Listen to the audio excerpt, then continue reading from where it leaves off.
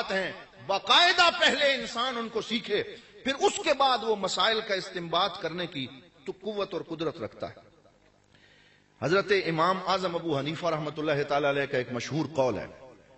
آپ جانتے ہیں کہ حضرت امام اعظم ابو حنیفہ جو فقہ میں ہمارے امام ہیں اور جو بہت بڑے محدث بھی تھے اور بہت بڑے دانشور بھی تھے، اور جن کے بارے میں سرکار دو عالم صلی اللہ علیہ وسلم نے یہ پیشن گوئی فرمائی تھی کہ میرے بعد فارس سے ایک ایسا عالم دین میری امت میں پیدا ہوگا کہ اگر علم ثریا اور آسمان کی بلندیوں پہ بھی پہنچ گیا تو وہ وہاں سے بھی علم کے مسائل کو لے کر میری امت کے لیے پیش کر دے گا۔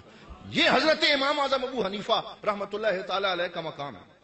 آپ کے شاگردوں میں سے دو شاگرد بہت اہم ہیں، ایک کا نام حضرت امام ابو یوسف رحمۃ اللہ تعالی علیہ اور دوسرے کا نام حضرت امام محمد رحمۃ اللہ تعالی علیہ۔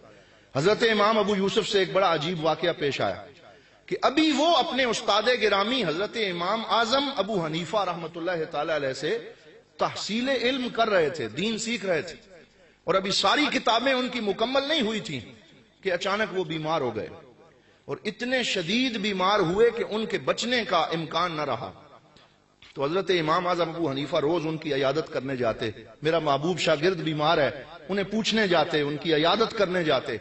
جب بہت زیادہ طبیعت خراب ہو گئی تو ایک دن حضرت امام اعظم ابو حنیفہ ان کے سرانے بیٹھے اور رونا شروع کر دیا اور فرمایا قد کنت اؤملک بعدی للمسلمین، اے میرے محبوب پیارے شاگرد، میں تو یہ توقع کر رہا تھا کہ اگر میں اس دنیا سے چلا گیا تو میرے بعد مسلمانوں کے لیے تم میرے علم کو اور مسائل دین کو آگے پہنچاؤ گے، بہت جو ہے خدمت اسلام کرو گے، لیکن تمہاری صحت تو بڑی خراب ہو گئی۔ تو آپ نے ان کی تعریف میں کچھ جملے کہے، اس وقت وہ خود تو ہوش میں نہیں تھے۔ امام صاحب کی دعاؤں سے اللہ نے چاہا پھر سے صحت بحال ہو گئی، اور جب ان کی ہوش و حواس پھر سے قائم ہوئے تو لوگوں نے بتایا کہ حضرت امام اعظم ابو حنیفہ آئے تھے اور انہوں نے تیرے بارے میں یہ فرمایا، اور یہ تیرے لیے سند کا درجہ رکھتا ہے کہ میں تو تجھے اپنا نائب خیال کرتا ہوں کہ میرے بعد تم میری نیابت کرو گے، تو اب تمہاری صحت اتنی خراب ہو گئی۔ تو آپ خود فرماتے ہیں میرے دل میں ایک ایسی چیز داخل ہو گئی کہ میں تو بڑی چیز بن گیا ہوں، اور میرے استاد نے اگر میرے بارے میں یہ کہہ دیا یہ تو بہت بڑی ڈگری ہے۔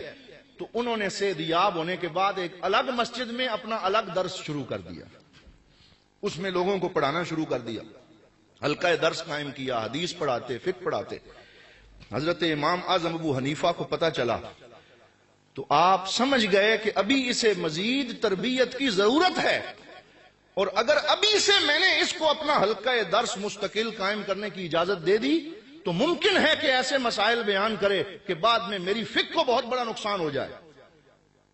تو آپ نے کیا کیا؟ آپ نے اپنے ایک باوقار طالب علم کو ایک سوال دے کر امام ابو یوسف کی مجلس میں بھیجا تربیت فرمانے کے لیے۔ فرمایا ان سے یہ سوال کرنا، اور ساتھ اعتراض بھی بتا دیے کہ اگر یہ جواب دے تو یہ کہنا، یہ جواب دے تو یہ کہنا۔ سوال کیا تھا؟ آپ نے کہا جا کے اسے کہنا مسئلہ پوچھنے آیا ہوں، مجھے یہ مسئلہ بتائیں کہ اگر کوئی آدمی دھوبی کے پاس کوئی کوٹ یا کپڑے ڈرائی کلین کرنے کے لیے دے کے آئے اور 2 دن کے بعد واپس جائے اور کہے کہ میرا کوٹ ڈرائی کلین ہوا ہے تو مجھے واپس کر دو، تو وہ کہے جی تم نے تو مجھے کوٹ دیے ہی نہیں ہے، مکر جائے۔ وہ دھوبی کہے کہ تو نے تو مجھے کپڑا دیے ہی نہیں ہے، مکر جائے۔ تو وہ بندہ مایوس ہو کے واپس آ جائے، اور 2 دن کے بعد پھر وہ اپنا حق لینے کے لیے پہنچ جائے تو وہ دھوبی کہے نہیں وہ تمہارا کوٹ میرے پاس ہی ہے، میں نے 2 دیا، یہ لے لو۔ تو اب کیا اس کو اجرت ملے گی یا اس کو اجرت نہیں ملے گی؟ کیونکہ اس نے غصب کر لیا تھا 2 دن کے لیے، ناحق قبضہ 2 دن کی یہ رکھا، کیا اسے اجرت ملے گی یا نہیں ملے گی؟ تو امام صاحب نے فرمایا اگر وہ کہیں ملے گی تو کہنا جواب غلط ہے، اور اگر کہیں کہ اجرت نہیں ملے گی تو پھر بھی کہنا جواب غلط ہے۔ تو وہ گئے اور انہوں نے حضرت امام ابو یوسف نے فرمایا کہ اجرت اس کو نہیں ملے گی۔ تو اس نے جیسے امام صاحب نے اس نے کہا جناب آپ کا جواب درست نہیں ہے، یہ ٹھیک نہیں ہے۔ تو کہا تھوڑی سوچ کے انہوں نے کہا ہاں اسے اجرت ملے گی۔ تو پھر کہا کہ یہ آپ کا جواب غلط ہے۔ تو فرماتے ہیں کہ انہیں پتا چل گیا کہ یہ سوال میری پاس بھیجنے والے کوئی اور نہیں ہے، میرے استاد گرامی امام اعظم ابو حنیفہ ہے، تو حلقہ درس چھوڑا، دوڑتے ہوئے اپنے استاد کے پاس حاضر ہو گئے۔ خیال آ گیا کہ مجھ سے غلطی ہو گئی، میں نے جلد بازی کر لی۔ جب اپنے استاد کے پاس پہنچے تو حضرت امام صاحب نے ایک مشہور جملہ فرمایا جو تاریخ میں امر ہو گیا۔ جب دور سے انہیں آتے ہوئے دیکھا، فرمایا تذببت قبل ان تحسرم، اے ابو یوسف تو انگور بننے سے پہلے ہی کشمش بن گیا۔ تذببت قبل ان تحسرم یعنی پہلے انگور بنتا ہے، پھر وہ انگور پکتا ہے، پھر وہ خشک ہوتا ہے، پھر اس کی سوگی اور کشمش بنتی ہے۔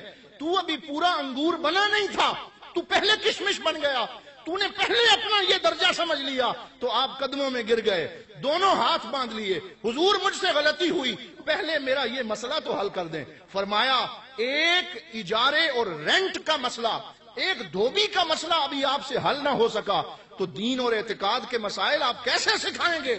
آؤ میں تمہیں یہ مسئلہ صرف بتاتا ہوں۔ فرمایا ہاں، یہ اس کا جواب ایسے نہیں دیا جائے گا کہ اجرت ملے گی یا نہیں ملے گی، بلکہ اس کا جواب یوں دیا جائے گا کہ دیکھا جائے گا اگر اس دھوبی نے کپڑا دھویا پہلے تھا اور نیت اس کی بعد میں خراب ہوئی غصب کرنے کی، پھر اسے اجرت ملے گی، اور اگر اس نے غصب پہلے کیا دھویا بعد میں، پھر اسے اجرت نہیں ملے گی۔ تو یہ ایک چھوٹا سا فقہ کا مسئلہ تھا جس کو آپ نے حل کر کے ان کو کتنا بڑا سبق سکھا دیا۔ فرمایا کہ مراحل پہلے طے کرو علم کے، اور پھر جب تم عالم بنو گے تو آپ کو ریگارڈ ملے گا، عزت ملے گی۔ تو حضرت امام ابو یوسف رحمۃ اللہ تعالی علیہ پھر ساری زندگی اپنے استاد کے قدموں میں بیٹھے رہے، علم سیکھتے رہے۔ پھر اللہ رب العزت نے آپ کو وہ مقام عطا فرمایا کہ اس وقت خلیفۃ المسلمین ہارون الرشید کے دربار میں آپ قاضی القضات مقرر ہوئے، اور اللہ رب العزت نے آپ کے عزتوں کے شملوں کو اور اونچا کر دیا۔ عزتیں انہیں ملتی ہیں جو اپنے استادوں کا احترام کرتے ہیں، عزتیں انہیں ملتی ہیں جو علم کے سارے مراحل طے کرتے ہیں، عزتیں ان کا مقدر بنتی ہیں جو جلد بازی سے کام نہیں لیتے۔ یہاں میں ایک اور